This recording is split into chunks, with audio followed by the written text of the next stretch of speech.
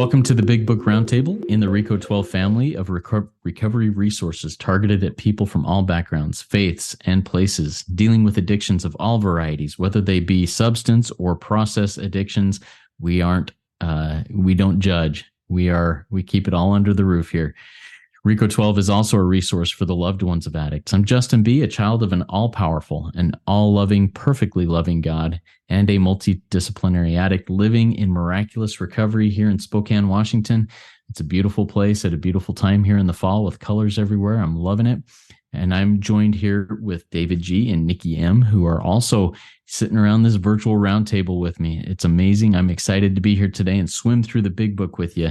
Nikki, why don't you introduce yourself a little bit and tell us your favorite time of year? Hi, everybody, and I'm Nikki M., and I'm a grateful member of many fellowships. And you know what is interesting? I have so many favorite times of year because I'm from California, so I only knew the sun. Now that I live in Toronto, Canada, with 4 real seasons, the fall, the clothing's great. Spring, there's hope for the hot weather. And winter, well, as long as it's not too long, I don't mind it. So it's hard for me to pick one season today, Justin. Thank you. Well, thank you, Nikki. David, why don't you introduce yourself and tell us a little bit about your favorite season of year? You bet. Absolutely. Thank you, Justin. It's always good to see you, Nikki, my sister, you as well. Everybody, I'm David G. I'm an alcoholic and addict of many sorts from Oklahoma, recovered since 1994 from alcoholism and from sexholism, October 1st of 2019, and various other things as well. Great to be in recovery. My favorite time of this season is probably springtime. And that's for 2 different reasons. One, because I love to fish and catch a lot of fish. And in my part of the country, you catch a lot of fish in the springtime. Anytime if you're a real fisherman, right? But in the springtime, it's a little better. But also, I'm a Native American here in Oklahoma, and I do a lot of Native American recovery. And in the Native world, and I'm only going to say this here, I'll never talk about it when we're talking about our book, but we look at steps 1, 2, 3 to the east, 4, 5, 6 to the west, 7, 8, 9 to the south, 10, 11, and 12 to the north. So if you think about the seasons in your life and your recovery, years 1 to 4 is usually pretty good, but about that 4th year, you start going into a little tailspin. Well, springtime's over. It's time to come into the fall, the summertime of the year. So the next 4 years you go through, and I say this because you guys have been here this length of time. Around that 8th year, you start feeling, I don't know what's wrong. Something's new. You come back, rework the steps, you move into the fall of the year. I want to stay out of winter, 10, 11, and 12. I mean, I love those steps. Don't get me wrong. But when I'm in the winter, it's cold, it's dark. I want to be warm. Springtime is most definitely the best time of the year for catching big catfish in Oklahoma and living in the miraculous recovery, as you talk about, Justin, steps 1, 2, 3 in the spring. So good to be here. Thank you. Love it, David. Thanks for sharing that. I really appreciate that imagery and that stuff. I also love fishing, and I appreciate you bringing that in. Okay, today as we jump back into the big book here and we swim through where we're at, we left off at the bottom of page Roman numeral 30. We're going to start at the top of page Roman numeral 31, xxxi, and we're going to finish out the doctor's opinion today as we get into this. So I'll jump into reading here in just a second. So everybody get your big book out, get ready to mark it up, get pen, pencil, highlighter, whatever you want to do, a notebook, and make some notes because we're going to jump into this and learn some good stuff as we finish up the doctor's opinion. Here we go. What is the solution? Perhaps I can best answer this by relating one of my experiences. About 1 year prior to this experience, a man was brought in to be treated for chronic alcoholism. He had but partially recovered from a gastric hemorrhage and seemed to be a case of pathological mental deterioration. He had lost everything worthwhile in life and was only living, one might say, to drink. He frankly admitted and believed that for him there was no hope. Following the elimination of alcohol, there was found to be no permanent brain injury. He accepted the plan outlined in this book. 1 year later, he called to see me, and I experienced a very strange sensation. I knew the man by name and partly recognized his features, But there all resemblance ended. From a trembling, despairing, nervous wreck had emerged a man brimming over with self-reliance and contentment. I talked with him for some time, but was not able to bring myself to feel that I had known him before.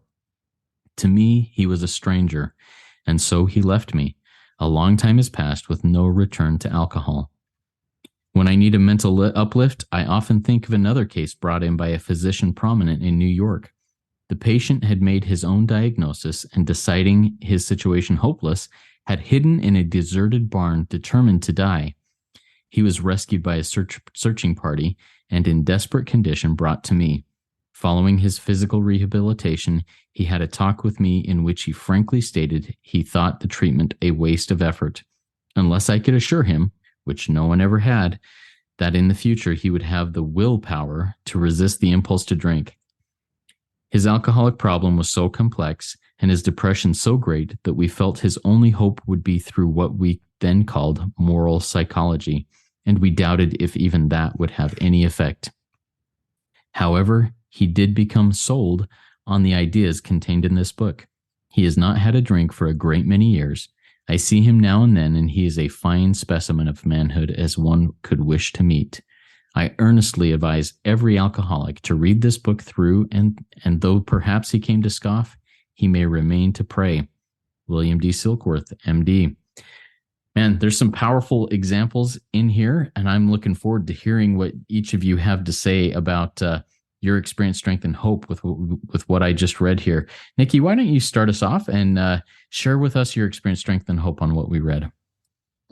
Well, thank you so much, Justin, for reading, and you're just so amazing at giving an overview of this and reading with us. So here it is. I wrote on my margin, both of these paragraphs these are the doctor's experience, strength, and hope. See, that's what the book asks.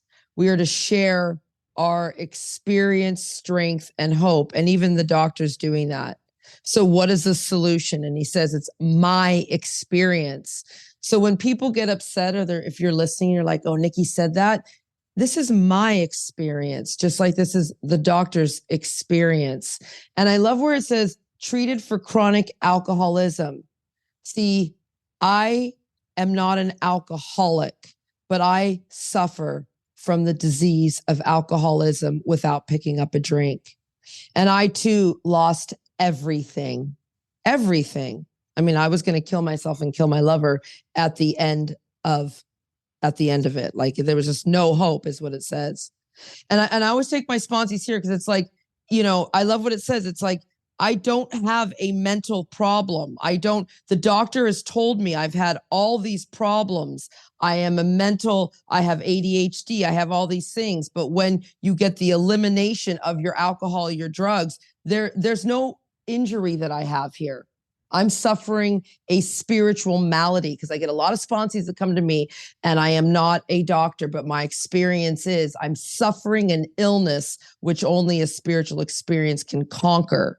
So they're saying it here again. Get rid of all of that. There's no brain injury here. You have a spiritual malady. And I love this. I highlighted it because I had to accept the plan outlined in this book. My sponsor presented it to me, and I accepted the plan outlined in this book. And I too, my margin over here says reborn. I went from a trembling, despairing, nervous wreck who was going to murder, suicide, homicide.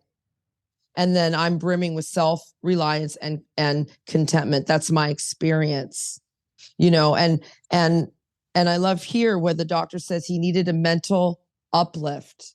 See, that's a lot of my days too. I just need to think about bright spots in my day when my sponsees have been reborn. Justin and David, you guys sponsor, and to watch a person be reborn is everything. And that's a mental uplift for me, And then down here where it says, the only hope is a moral. This again is a moral. Everyone comes into the rooms. I'm scared. I'm going to have to tell everyone my actions. Well, not the whole room. You're not. This is, remember, trusted servants. We talked to the properly appointed authority about our moral. And then on the final page here, where it says, the ideas contained in this book. See, again, I mean, I am. I don't care. I'm a big book thumper. This is all I speak and know right now till it's a working part of my mind because I'm real sick. I'm real sick when I start to think that I need, I want, I have to have from this disease of alcoholism, the disease of self. So, and here where it says read this book, well, as we've talked about before, the big book keeps repeating itself. You'll read it again on page 112. Read this book. Read it. And I love that. Remain to pray. Stay and pray, everybody. I can't wait to hear what my friend David G has to say. Thank you so much, Nikki. I appreciate that. I can't wait either. David, tell us a little bit about what you have to say about what we've read. Well, thank you guys. You know, that's something I used to never hear. It was always hurry up, shut up, David. We don't want to hear you no more. So thank you guys for doing that. That's great. I'd like to throw a little history in here if I could. This first example is a man by the name of Hank Parkhurst. And Hank played a big part in the writing of the Big Book. If you look up Hank and you read about Hank, Google to make sure I'm right and I'm not telling you something that's not true. Hank's sobriety date was September of 1935, and Hank was an atheist. Now, he became very good friends with Bill, and this is the man who wrote chapter 10 in the Big Book of Alcoholics Anonymous. So in chapter 10, if you can ever find the word God, power, source, spirit, creator, anything like that, I'll never say this again, but until then, I'm going to continue to say this. It's not there. You will never find it in chapter 10. It's just not there. And that's why, because Hank wrote the chapter, Bill did. And so this first thing is him. Now, the second example that you give that they give down at the end of the page was a man by the name of Fritz Mayo, Fritz Mayo, Mayo. Now, Fritz was right the opposite of Hank. Fritz was a Jesus freak. Hank's an atheist. And so Hank ends up drinking again after some time. So don't think just because you had a part in writing some of the Big Book that you will never drink again. Don't believe that. Or if you read this and you do this, we have to stay spiritually fit here. We just do. And that's why he says about a year prior to the experience, the man was brought in to be treated for, and this is a man who had recovered from a gastric hemorrhage. Just think about that. But look at this word seemed. And we've talked about this over and over and over. He seemed to be a case of pathological mental deterioration. You know, he's lost all these things. He's living, one might say, to drink. He frankly admits for him that there is no hope. So he accepts step one right there. But see, this is what he believed. He believed for him there was no hope. And just because we believe something like that doesn't mean it's true. It only seems to be true. We keep going over that. Every page that we've done this roundtable, we've read this in this book. So following the elimination, there was found to be no permanent brain injury. So guess what? Hank's wrong again. But here's the miracle, and Nikki touched on this. If you look at the top 4 words that started out this page, what is the solution? This next sentence answers it. He accepted the plan outlined in the book. See, not in the meetings, not in the fellowship. I mean, that's all important stuff. Don't get me wrong. And I'm not saying that, but he accepted the plan that was outlined in the book. Well, let's see what the results of that was. The same as it is for me, and it is for Nikki, and it is for Justin, and many of you that are listening out there in the audience. A year later, he calls to see him. Silkworth, he experiences a strange sensation. He knows Hank by name because they were all connected right there. He partly recognizes his feature, but they're all resemblance in. And look at this, from a trembling, despairing, nervous wreck. That's what we are when we get here. That's step one in its absolute hopelessness. But here's the miracle. After he accepted the plan outlined in the book, look what happened. He emerged, same as we did. Brimming over with self-reliance and contentment. That's a beautiful place to be. Fear is gone. Hopelessness is gone. All this stuff is gone because we've accepted the plan outlined in the book. We've turned to a power greater than self. And now we're beginning to live in the miracle of recovery. And Justin says that every time he introduces himself. And Silkworth says, hey, man, this guy to me was a stranger, and so he left. But here's the great promise. A long time has passed and with no return to whatever it was. But if you read the history of this man did drink again. So here's Fritz, this mental uplift, this Jesus freak, we call it in Oklahoma. But this man stayed sober the rest of his life, so be it. But it says the patient had made his own diagnosis. That's what we ask you to do with step one here. I'm not here to tell you you're an alcoholic, you're an addict of many sorts of whatever. That's something you've got to tell yourself and tell me. And that's what happened here. The patient made his own diagnosis. And look at this, deciding his situation hopeless. Why the hell are we making decisions based on self? Because they're hopeless, they're worthless. If you've decided that you're no good, you're worthless, you're hopeless, you're never going to get this deal, guess what? You're wrong. Accept the plan outlined in the book, and I promise you're going to have a different experience and outlook on that. But this guy hid out in a bar, and he was determined to die. He comes, he gets rescued. But look at what he says, and this is probably what I would have said in his condition. Following his physical rehabilitation, he had a talk, which he frankly stated he thought the treatment a waste of effort unless I could assure him. See, nothing about God here. I want this doctor to assure me. I want my sponsor to assure me. I want Nikki and Justin to assure me that if I do this, that in the future I'll have the quote unquote willpower to resist the impulse to drink. Forget about recovery. I just want the willpower to resist the impulse here. That's all self. That's all self. And if I would have come in here with that attitude, the sponsor I had at that time, after we rolled around on the ground and threw some punches, would have probably run me off forever. But I love what he says. His alcoholic problem was so complex, his depression so great, he felt, there's that key word, see, feelings, concepts, ideas, attitudes, actions. He felt that his only hope would be through what they then called moral psychology. And we doubted if even that would have any effect. Well, they were wrong.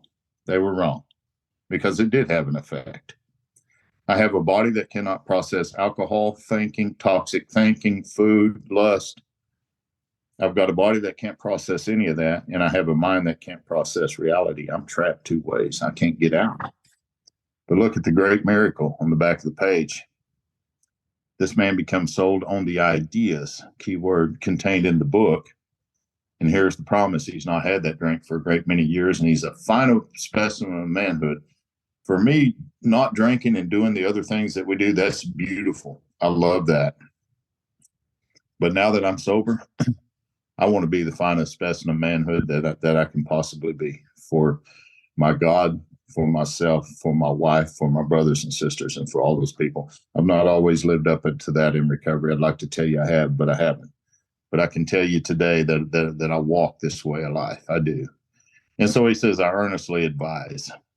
Now, the doctor hasn't given a lot of advice here. He's only given experience up to this point. But he says, now I'm going to give you some advice. Read the damn book. It's kind of like what Nikki says without the other word in it. But don't only read it through, and then perhaps if you came to Scope, you may remain to praying for a doctor to write anything about prayer in the book. Now, if you look at the first edition of the Big Book of Alcoholics Anonymous, his name wasn't signed to that because he wasn't sure what was going to happen with this, and he definitely didn't want his name. Well, when AA became a national institution, he come back and said, hey, I want my name in the book. And guess what? His name's in the book and will be forevermore. So thank you guys for letting me share today. Good to be here. Thanks, David. And thanks for the history lesson on that. I really learned something there. I appreciate it.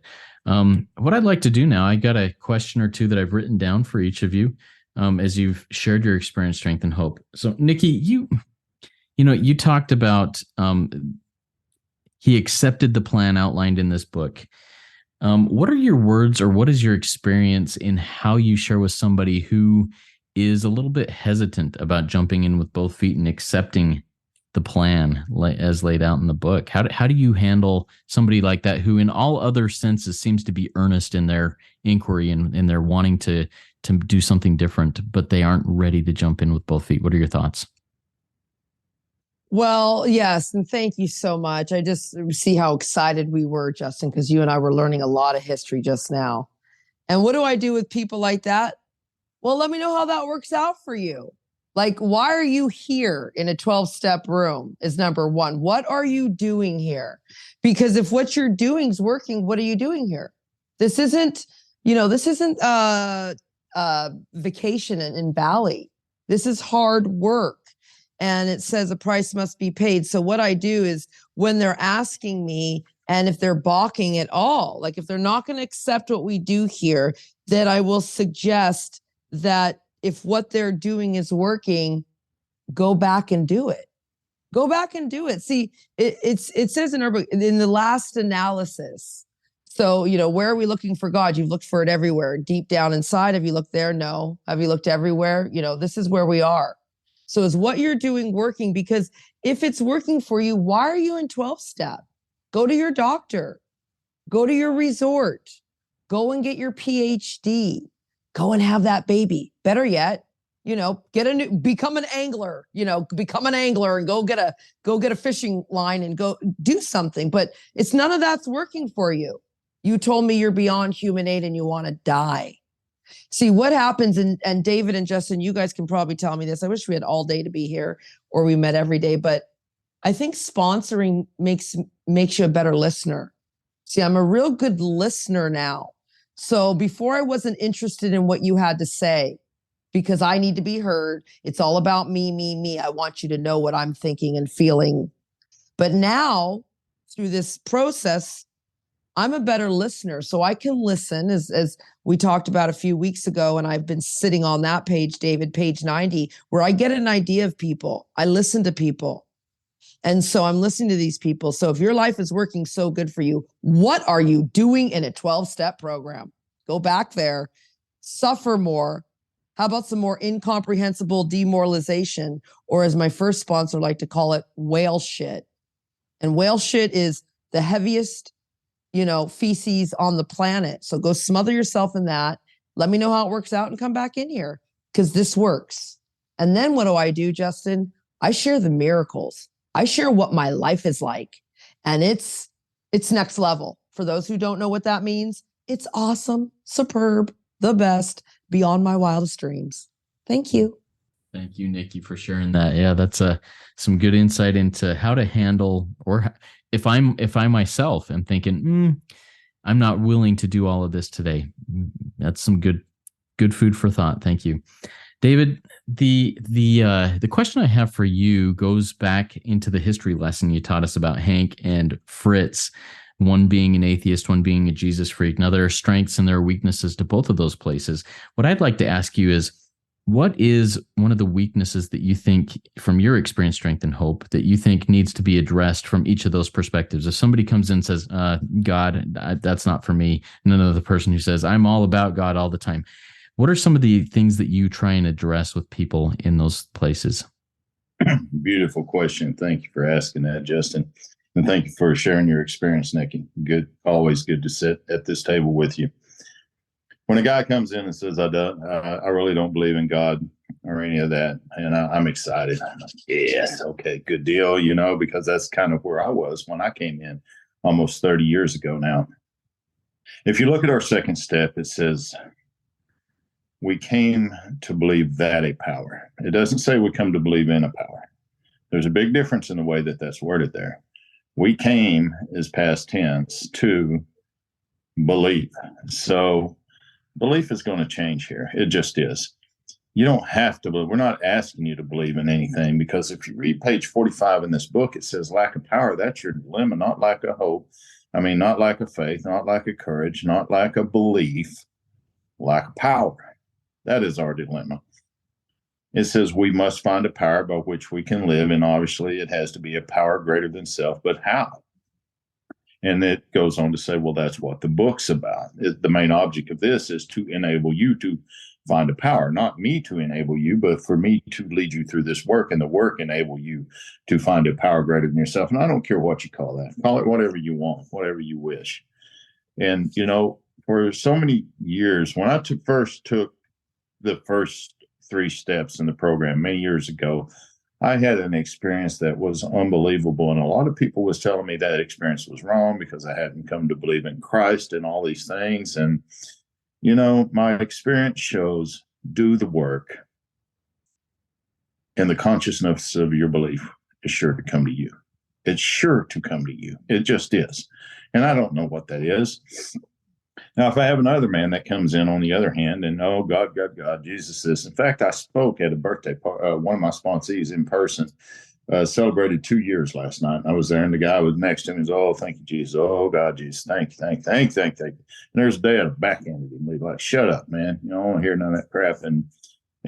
But I was able just to sit there and be okay with that. You know, I thought, that's okay, man. Just don't disrupt the meeting, and I'm okay with that. But one of the things that my book says, and I've sponsored a lot of men in the Jewish community who are very well versed whenever it comes to the Bible, the Torah, things like of that nature. And they tell me, you know, well, I can accept this up to this point, but this book says this. My question to them is the same question that Nikki has for her people. How has that worked out for you up to this point? I'm not asking you to change what you believe or who you believe in. I'm not asking you any of that. But what I am asking you to do is set that to the side. Let's go through this book. And as a result of a new experience, go back to that. Do whatever you want.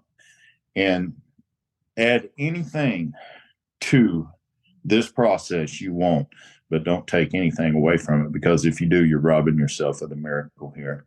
And that's kind of how I come at it whenever I talk to those guys. I'm not here to tell you how to believe or what to believe, but I can tell you that lack of power is your dilemma. You've lost power somewhere, and I know who got it. And you think that you gave it away. You didn't give it away. Self took it from you. And as we move through this process of the book, you're going to see that. And so I've had a lot of success in working with both atheists and Jesus freaks. So anyway, thanks for letting me rant. Good to be here. Thank you, David, for ranting. I appreciate that. You know, you said that when somebody comes in and says, I don't want anything to do with God, you like clap your hands and rub them together. I'm excited to do this. And I'm the same way with somebody who comes in who's just a Jesus freak, a religious fanatic, because that's where I was. I was like, hey, this is the only solution is religion and this.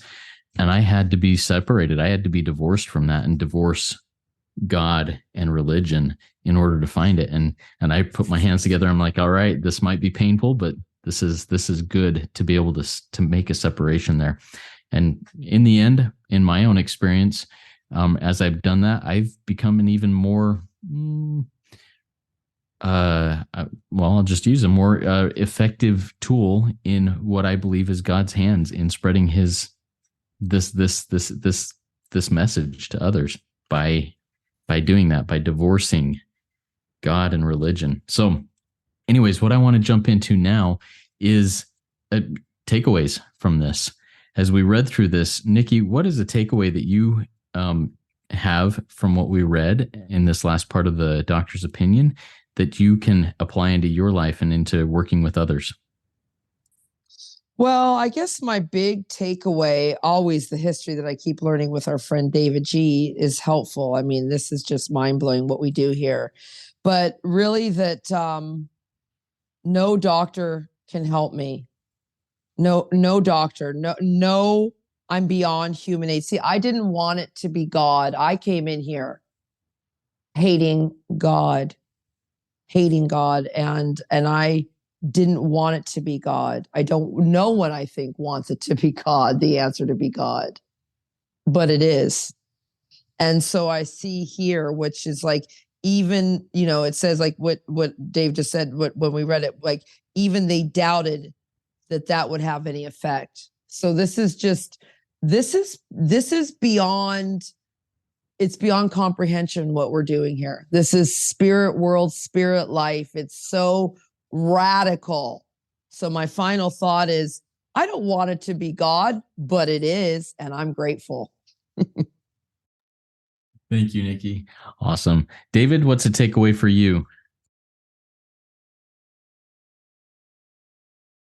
Let me get off mute there. Thank you, Nikki. Always bring a smile to my face.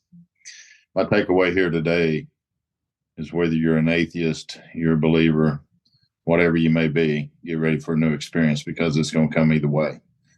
And that's been my experience. And, you know, when we get into we agnostics, we'll really look at that word. We'll break that word down. We'll see that Gnostics comes from the original word gnosis, which became knowledge and was Gnostics. And if you put AG in front of any word, it means without. So if you're worried about the word agnostics, all that really means is without knowledge. That's all that means. and we can trace that all. We'll trace it back. Prove me wrong. That's okay. But that's my takeaway today is, I've seen a lot of atheists, and I've sponsored a lot of them that come in here and have recovered.